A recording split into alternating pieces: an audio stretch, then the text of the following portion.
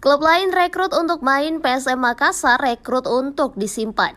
Kelompok supporter PSM Makassar melontarkan kritik terkait kebijakan di bursa transfer. Mereka merasa heran karena pemain anyar Juku Eja yang telah didatangkan justru tak kunjung diturunkan. Keresahan ini memuncak mengingat PSM Makassar sedang mengalami krisis pemain akibat badai cedera dan sanksi di awal putaran kedua. Menteri Luar Negeri Red Gang Muhammad Al-Fajri mendesak agar manajemen segera mendaftarkan para pemain baru agar bisa memberikan kontribusi nyata di lapangan, bukan sekedar menjadi penghuni daftar rekrutan.